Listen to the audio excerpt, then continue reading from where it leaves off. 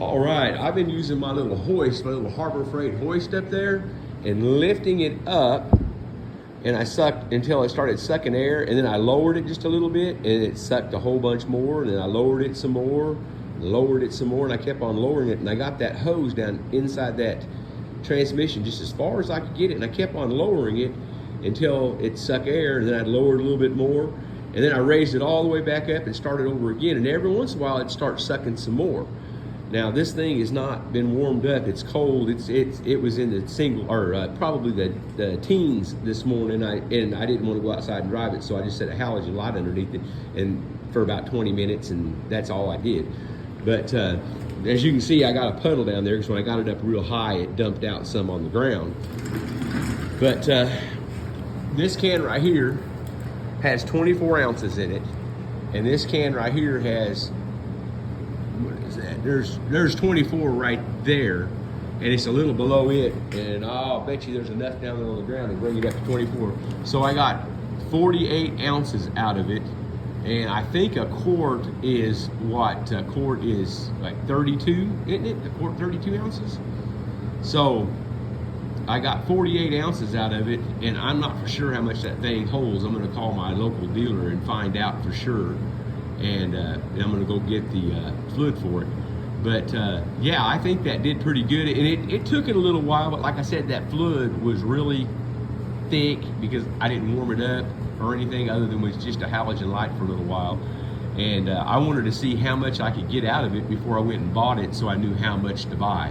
So it looks like I'm gonna be needing, I'm gonna buy 4 quarts is what I'm gonna buy, because that's a quart and then some. But yeah, that worked really good. All I did is I took a funnel and I wrapped some black tape around it to make it easier to clean off.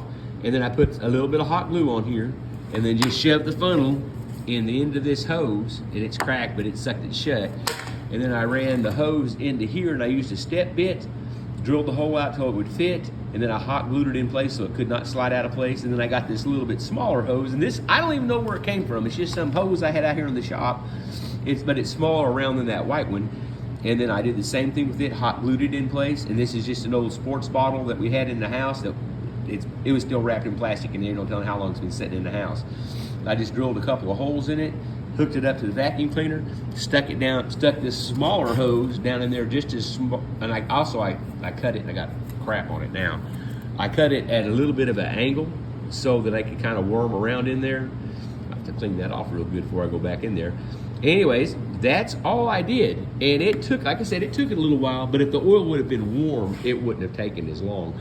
I'm fixing to hoist that thing up in the air, and I'm gonna put my halogen light underneath there and let it be warming the other transmission up while I run to O'Reilly's to get the fluid for it. I'm gonna get 2050, I can't remember the name of it, I've got it written down. It's what several other guys on YouTube said to use in it.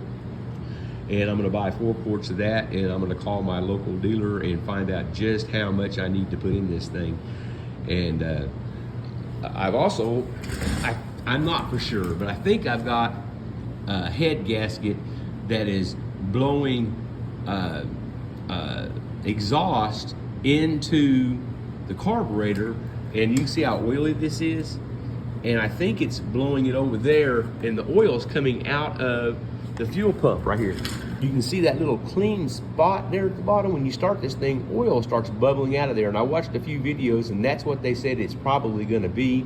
So I'm gonna see about getting a head gasket too while I'm up there for this thing, and try to fix that and change the oil. And while I had this thing hoisted up in the air, I yanked the blades off of it and sharpened that, and my linkage on my carburetor, it won't choke properly to start, so I'm gonna see about replacing the linkage on this thing.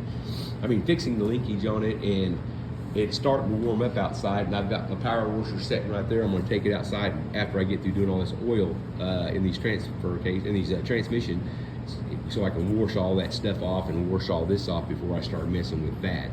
But that's my plan for the day. I'll bring y'all back in a little while.